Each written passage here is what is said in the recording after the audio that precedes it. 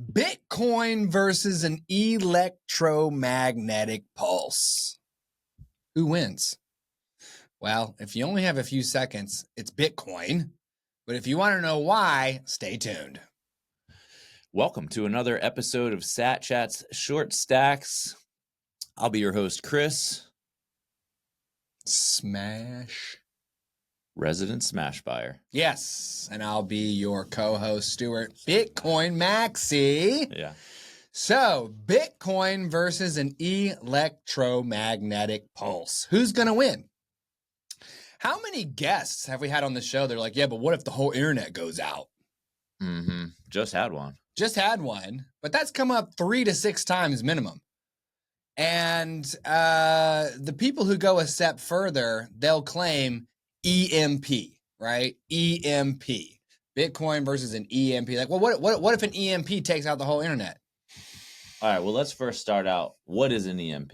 So an electromagnetic pulse is something most frequently produced by a nuclear bomb, but it can also be produced by specialized tools.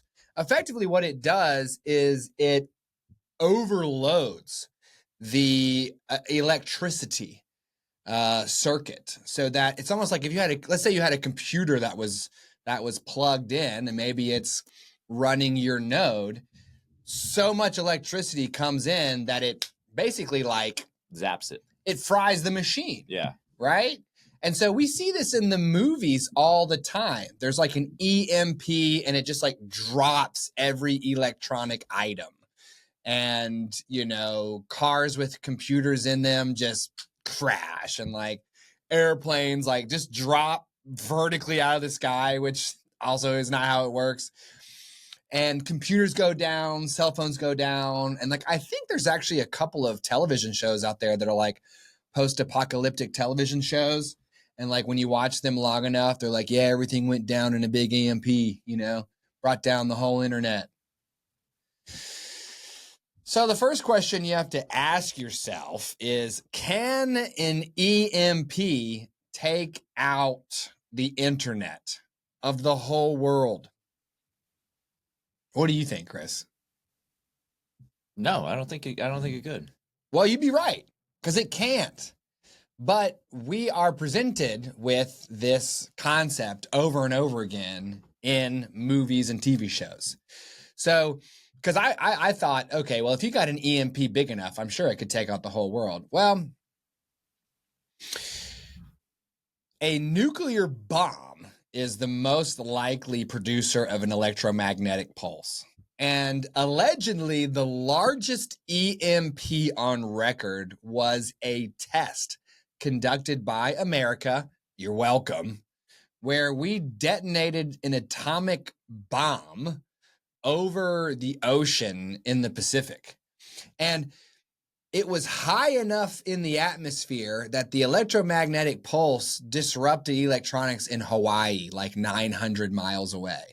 So the nuclear bomb can reach more electronics if it's higher in the air. But that still only touched a portion of the earth. And you would need to detonate a series of nuclear bombs in a coordinated fashion high enough in the sky to, for example, take all of America's electronics out, okay? So let's imagine that scenario. A regional EMP, some bad guy out there decides to detonate the correct number of nuclear bombs at the correct distance from one another, correct height in the sky, all at once to take out America's electronics. All right, well, that's bad for America. But guess what? Bitcoin's operating everywhere else. So maybe you take out a few thousand nodes, but there's still thousands and thousands and thousands of nodes operating in every other country that wasn't hit by that EMP. Right. So your Bitcoin's going to keep rolling. Right. Okay. Well, what if you exploded enough nuclear bombs in a dispersed fashion worldwide to take out every single electronic ever?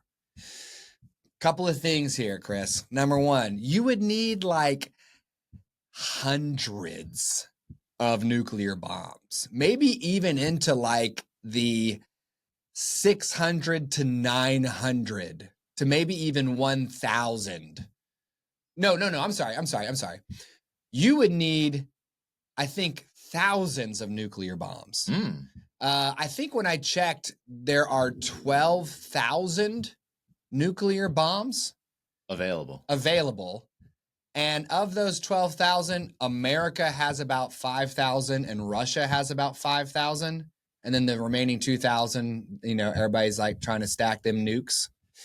I think you actually need you need thousands of bombs, like maybe up into like the 9,000 region, where the lion's share of all nuclear bombs available would need to be detonated effectively by having the United States and Russia work together to create like a grid system of nuclear bombs.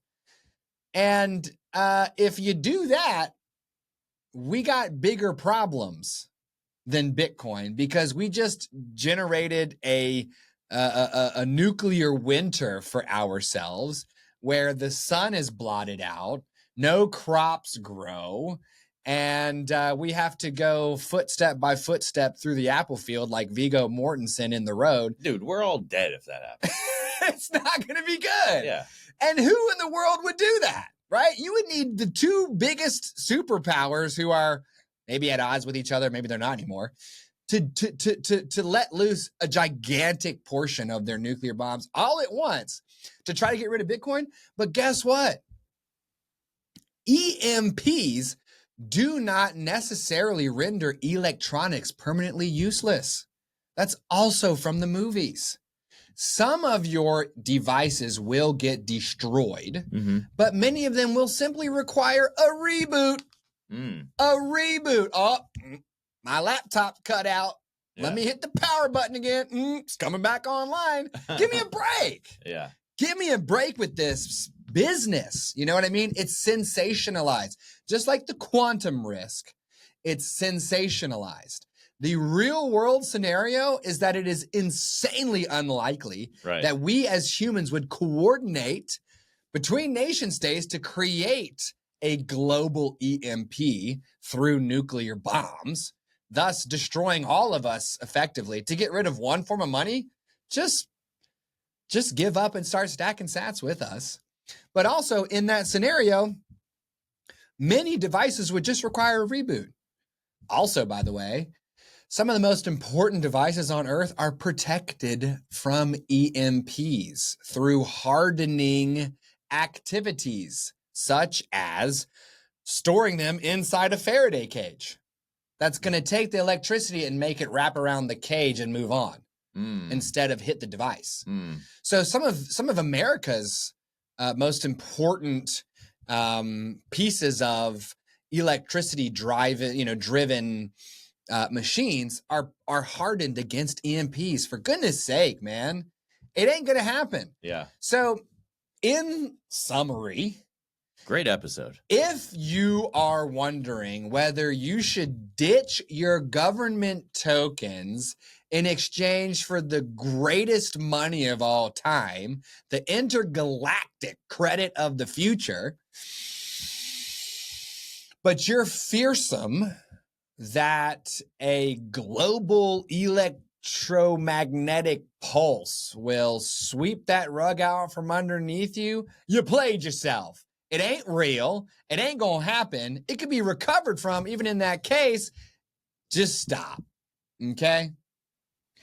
This has been another episode of Sat Chats Short Stacks. Remember, Sat Chats is for educational purposes only and should not be construed for financial advice.